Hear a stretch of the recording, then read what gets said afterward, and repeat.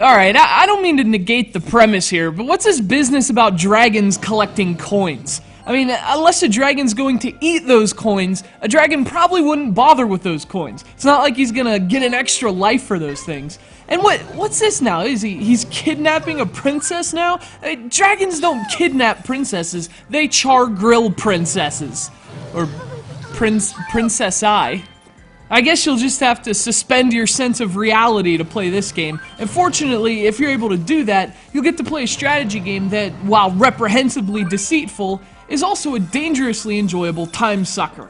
This is HOARD, a downloadable game for the PlayStation Network and coming to Mac and PC later this year. And I'll be honest, given the nondescript title, I was expecting a game based on rampant consumerism and self-destructive compulsion. I'd like to think I was partially correct. You play as a dragon who hoards so much crap, knights start to come after him with swords. I'd say that fits the bill. Someone call A&E.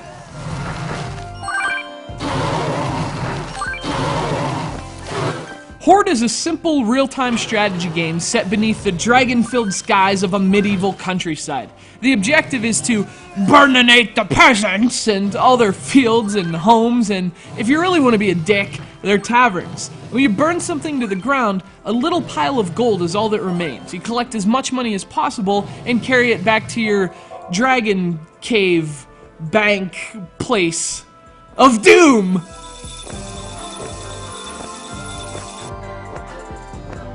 Given the genre's label, there's obviously a bit of strategy to this fiery destruction. Your score depends entirely on your multiplier, which builds over time as you play.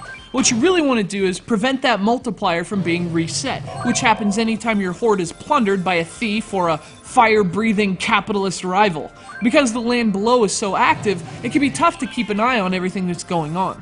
The main thing is that towns slowly build up as you play. The longer you allow them to grow unburned, the more they'll be worth once you finally set them ablaze. The problem is that bigger towns also deploy more enemies, including archers and knights, that can be a real pain in the scales.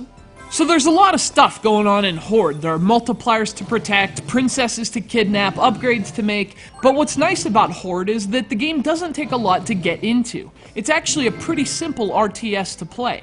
It mostly uses the 2 analog sticks, move with left, burn with right, and that's about it. HOARD can be a challenging game, but it's not a hard game to play and figure out. And once you figure out HOARD, I'm telling you, beware. This is one of those games you can end up pouring several hours into without even realizing it. Another nice thing about HOARD is its multiplayer options. You can play with up to 4 people, either locally or online, and that's where HOARD is at its best. This is definitely a multiplayer game. The gameplay can be pretty frantic as it is, but when you're playing with friends, it's even more fun.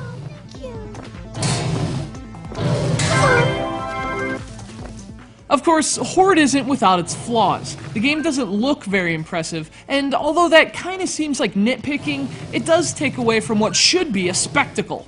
And if nothing else, burning people alive with a dragon should be a spectacle. But what does work about the look is the board game aesthetic. HOARD kinda plays like a board game brought to life, and in a charming sort of way, that's what it looks like too. Only in this game, you don't have to put the pieces away. Plus 10 XP for HOARD.